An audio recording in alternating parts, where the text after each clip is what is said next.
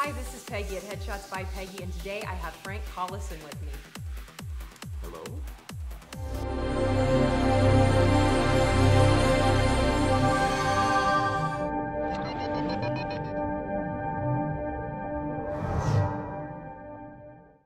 Frank, I'm really glad that you came out in this terrible winter weather to Yeah, it's 50 below here in LA. yeah, or 55 above or something like that.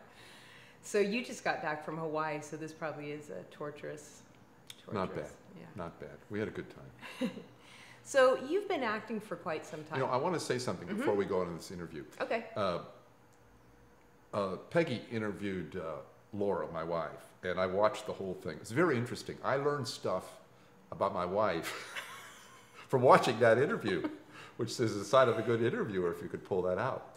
And the other thing I loved, and I hope you do it, I'm sure you will, is like Laura forgot the name of a show or they wanted you wanted some information, and you had this crawl that went like right down here. So if I forget the name of somebody or something, it'll just appear right down here. It'll just appear. It's magic. Reference, or if I say some obscure term, it'll just crawl right across the bottom of the screen here. I love that, and I think that should happen in real life. It should, because especially with me, because I forget. In my head I know what I'm going to say, and then when my mouth opens up, it's often. So if I say something wrong, I'll just say he meant. I'll just put a crawl. What Frank really meant was exactly. Transcribe it. Yeah. Exactly. So on with the show. Awesome. Okay. So how did you get into acting? My dad, I'm going to back it up a little bit. Back it up. My dad was in Hollywood in 1942 studying with Max Reinhardt. Little crawl below here. Max Reinhardt, famous German director. And he was studying to be an actor, and he got drafted and ended up in the Aleutian Islands as a medic. So the war ends. My dad comes back to the States and enrolls as a theater student at Denison University in Ohio. He goes there because his high school drama teacher was now the head of the department there. Unbeknownst to him, there's a young woman named Peggy. It's a cool name. Peggy Collins, who is an associate professor there. They moved women into positions that they wouldn't have gotten ordinarily during the war. My dad meets this Peggy, signs up for one of her classes. 2 weeks, no, wait, let me get the chronology right. Valentine's Day, she invites him to a Sadie Hawkins dance. 2 weeks later, they're engaged. Wow. April 2nd, they're married. He finishes the class, gets an A in the class, and then 1 year to the day after their first date, I'm born. Yeah, this is our birthday month. Both of us are Aquarius. Yeah, okay, yeah. Funny story about Aquarians. I was at a party once and somebody asked me, well, what's your sign? And I said, I'm a Gemini. And they go on and on about, yeah, I thought you were a Gemini because this, blah, blah, blah. And I'm listening, I'm going, And then I say, you know, I got to tell you, I don't really believe in astrology. I'm an Aquarian. And she goes, that is just like an Aquarian. That is just like an Aquarian. If you're into signs, you can make it all fit. You can make it all fit. So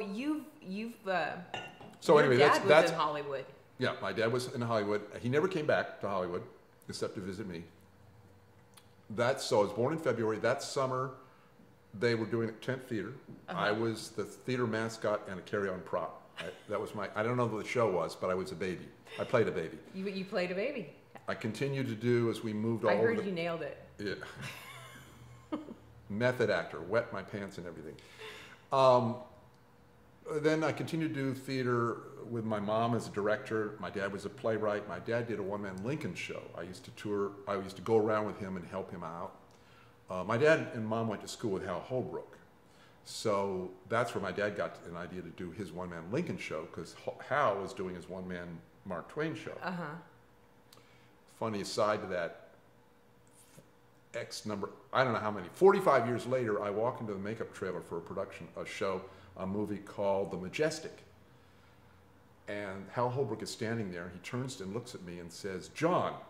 And I said, no, it's not John. It's John's son. I'm Frank. You haven't seen me since I was 12 years old. Anyway, we moved a lot, but I did theater, community theater. We ended up in Richmond, Virginia, and I did dinner theater there. I played lots of roles. Hold out a big $10 performance, which in today's dollars is pretty good, you know. Then where was I? Then I went back to Denison University to start my theater where my parents had met.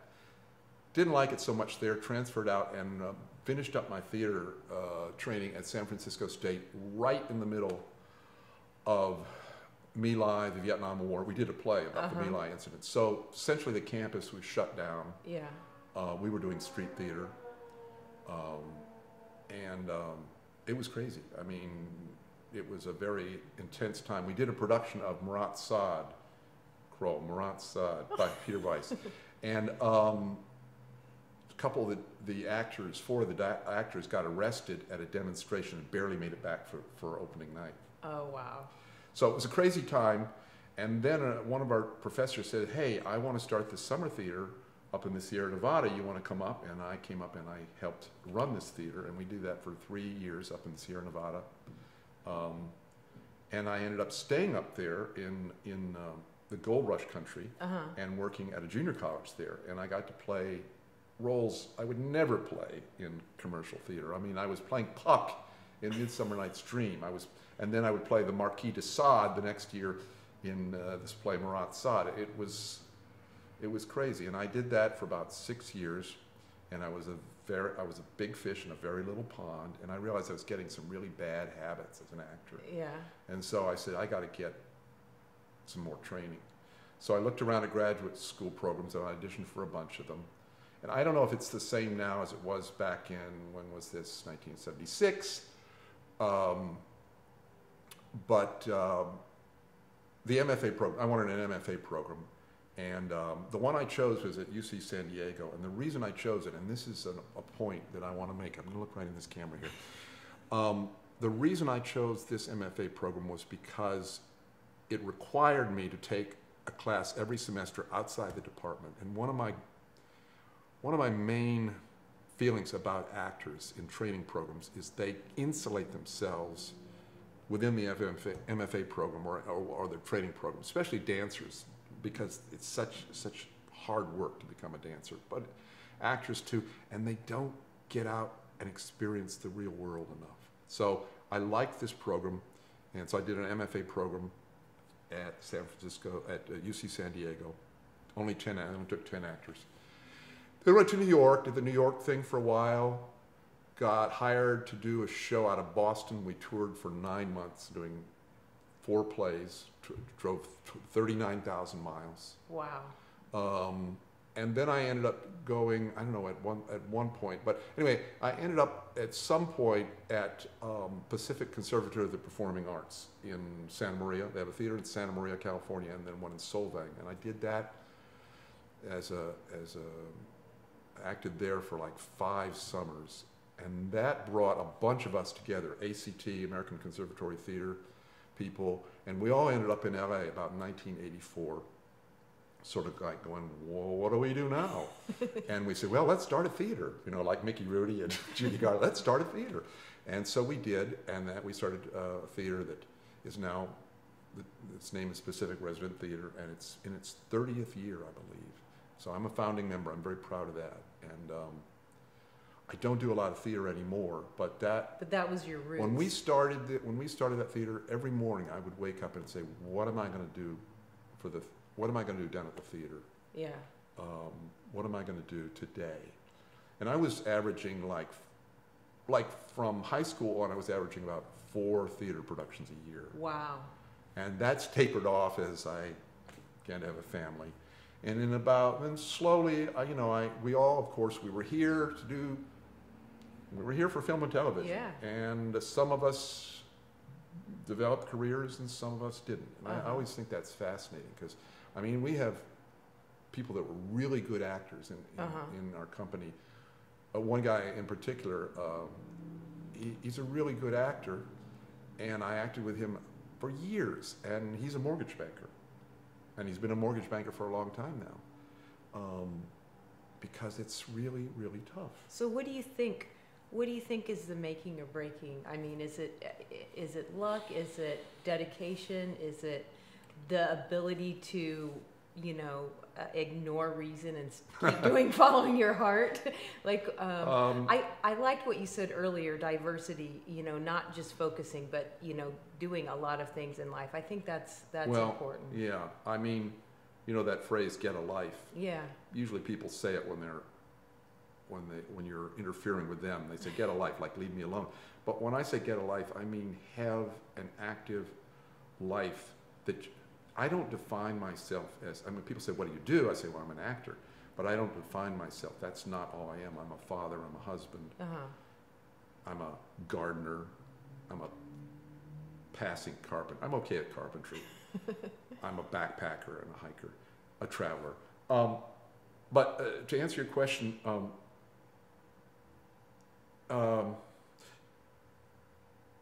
trying to remember the quote, but it has to do with, well, first of all, training. But training meets, I don't remember the quote exactly, but it's training meets opportunity. So untrained person meets opportunity, nothing happens. Trained person doesn't meet opportunity, nothing happens. So that's the luck part, in the sense of you begin to develop. I just feel in this town, in Los Angeles, that you demonstrate that you are useful to people. I consider myself a utility player. I've never played a leading role in a film, but I've worked and I've been able to, you know, support myself and raise a family on an actor's salary, which is, you know, pretty good. Yeah. But also, when I was at ACT in their summer training program, our dialects teacher was a wonderful actor named Charles Havahan, and he was teaching me Irish dialect. And one day he said to me, "You and me will work." I said, "Oh, why is that?" He says, "'Cause we got the mugs. We got the mugs." And it's true, because as soon as I got into town, when I would meet with agents or casting people, they say, "Oh, you got a great look." And what the hell? Everyone has a look. But I don't look like everyone else. Yeah. And there's so many people that, I remember I won't mention who it is, but he's really good looking.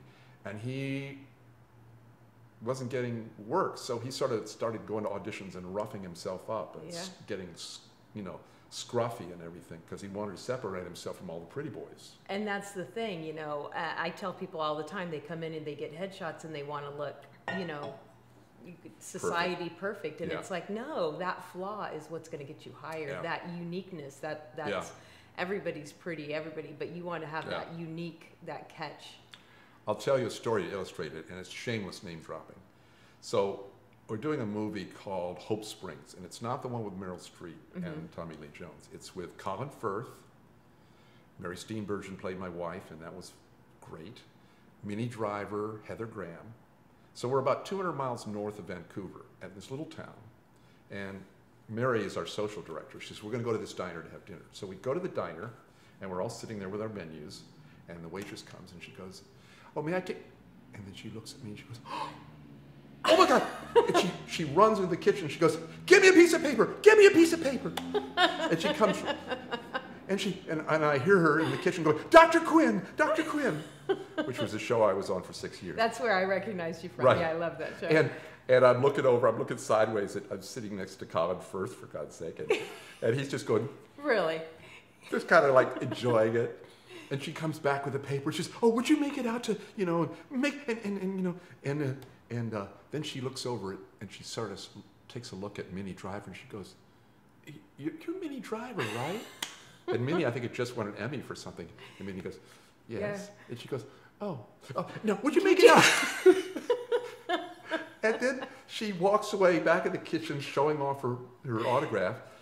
And there's like a silence there. And I look at Colin and I say, "What can I say? I've been in their living rooms for the last 6 years, every Sunday." Every Sunday, you were there. But it was also the face, the moog. that people recognize. It's very weird when people do that. That's funny. In Hawaii, there was this tall, young Japanese guy, and he said in perfect English, "I know you, I know you." And I said, we're at Waimea Bay, surfing spot. He said, "I know you." And I said, "I don't know, it's probably because I'm an actor." He goes, "Oh, I'm sorry." I said, no, you don't have to be sorry. You don't have to be sorry. That's funny. Anyway, but I don't know if I've answered your question. Training, and Laura would say continued training. I am not, this is probably heresy as far as she's concerned, I do not take a lot of classes. Yeah. I've had some, but it's been a long time since I've had an acting class. I feel like whether you're actually taking a class or not, you should be doing something to protect. See, that's you should be doing something to promote your skills, to sharpen your skills, to always be working. Keeping your tools sharp. If it's not a class, maybe it's Well, you know what, we go, and Laura mentioned this, every year to Valdez, Alaska for the Last Frontier Theater Conference, and Laura runs this monologue workshop, and I work with the students too. And in that 1 week, I learned so much about acting. When you're teaching, you learn. I do, and I think when I first got here, I just sort of cruised on my my good looks, on my unique looks. Because my first commercial agent called me and said, "Are you really 6'3", 170 pounds?" And I said, "Yeah." Yeah. He says, "Come in, I want to meet you." And my first audition was he said, "It's for Woolite." I said, "Oh, Woolite, what's the part?" He says, "It's a fiber." And I said, "A fiber? Natural or synthetic?" He goes, "Oh, I didn't ask." I said, "No, that's okay, that's okay." And so we were just tall, skinny guys standing there with the Woolite washing over us. But I understand what you're saying. To me, what's important, again, getting back to living a life, is to make connections with people on a personal level. I had a teacher at ACT who talked about the black box. Airplanes have the black box, the flight data recorder. Right. She said every actor has to develop their own black box. And in it, the one that I mentioned, which sounds morbid, but when my father died, he was at home, he was in hospice, and we knew he was going to die. And I was in the room, and when he died, there was part of me going, "Got to remember this," and I was angry that he died. My daughter, my firstborn, was 3 months old, and I was angry that he wasn't going to be around. And I thought, that's odd. That's an odd emotion to feel. It's not scripted. You're supposed to be weeping, but I was angry. And I put that in my black box. And when we were in Hawaii, we were near the Bonsai Pipeline, and there was a guy in a pickup truck, living out of his pickup truck. And he had a chicken feed on the tailgate, and chickens, which run wild in Hawaii, were hopping up in his truck and feeding out of the tray. And I said, "Oh, are these your chickens?" And he said, "No, they're not my chickens." And then he pointed to the one pigeon and said, "But she's mine."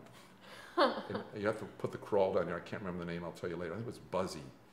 But I got to talking with him. Turned out he was a handyman, and I asked him, because I saw paint on his clothes, and I said, "Are you a painter?" He said, "No, I'm a handyman. I just finished this kitchen." And he got really excited.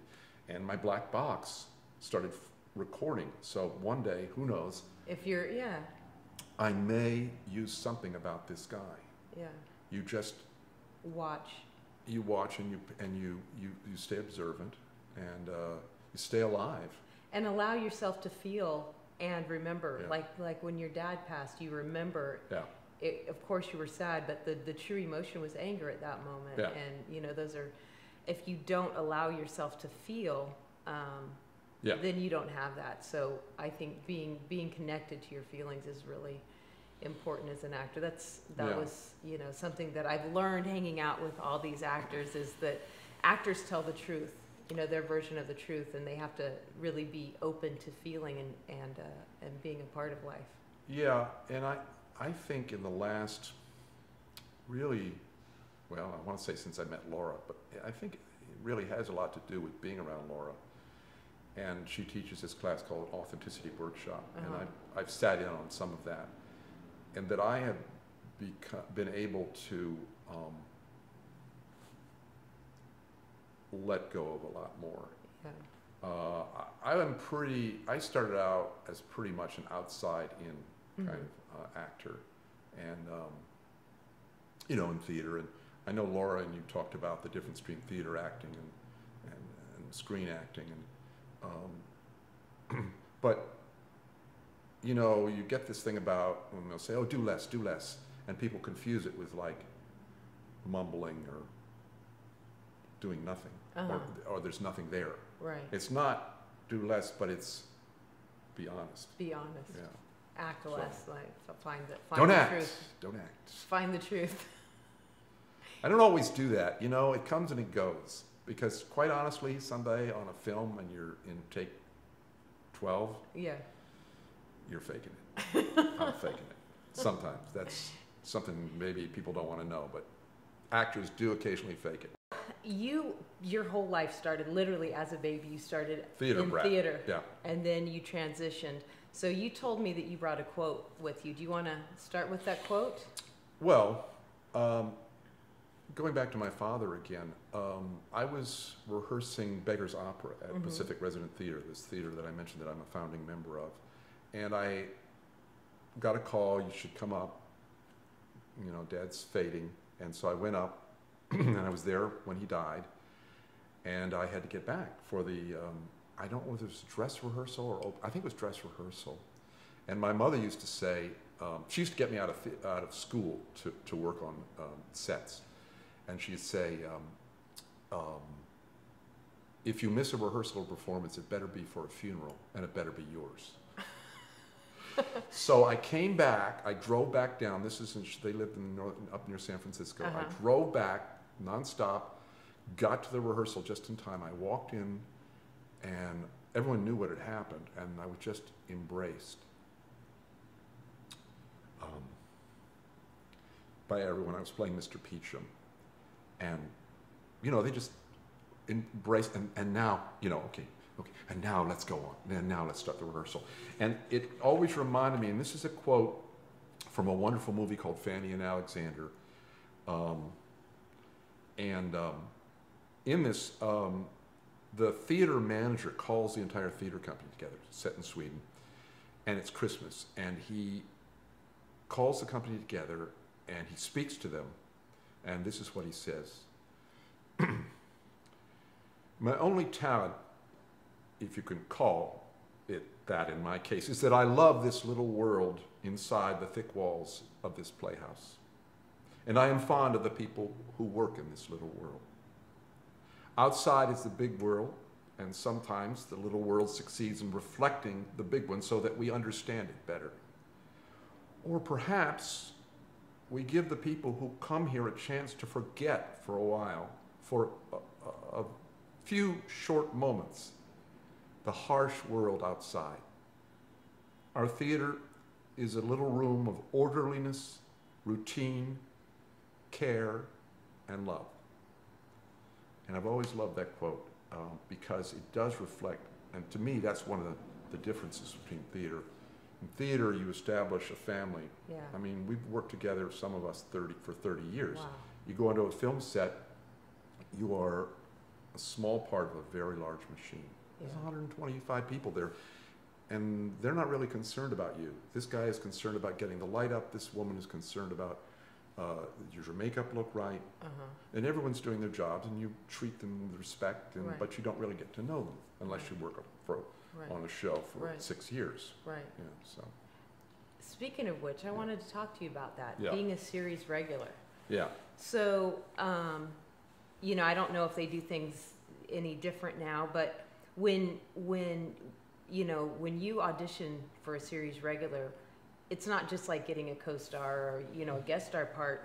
They have to really make sure that you would think.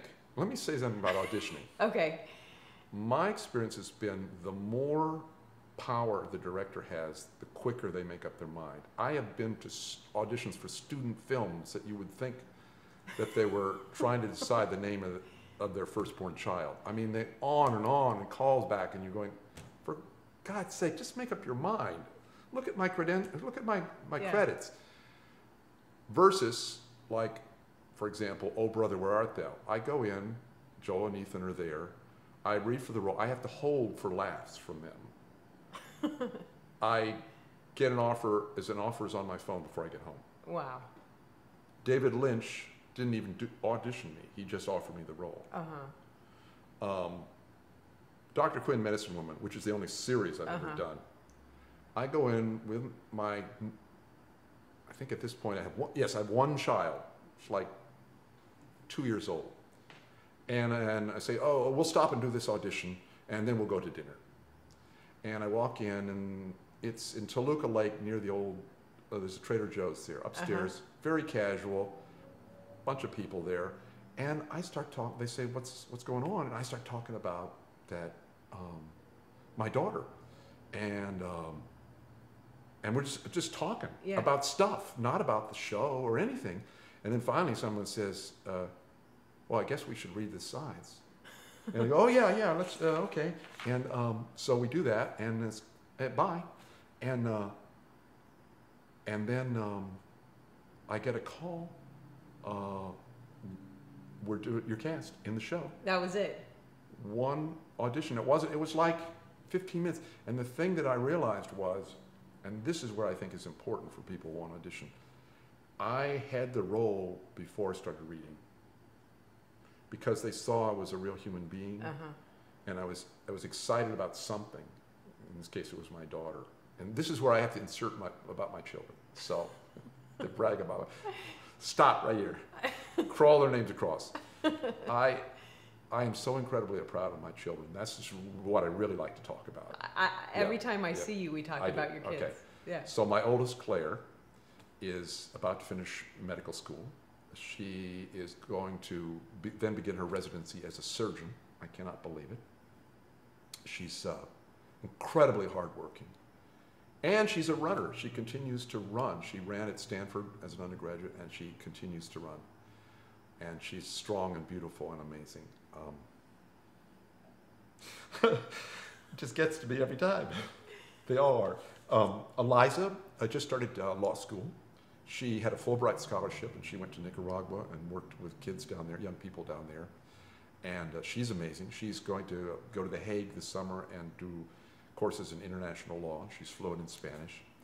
And Gabriel, my youngest, just graduated from the U.S. Naval Academy, and he is now about to start flight school in Pensacola, and don't know what he's going to end up flying, but it's amazing. And what's interesting is people in the industry, when I go on about all this, they go, so none of your children went into the business?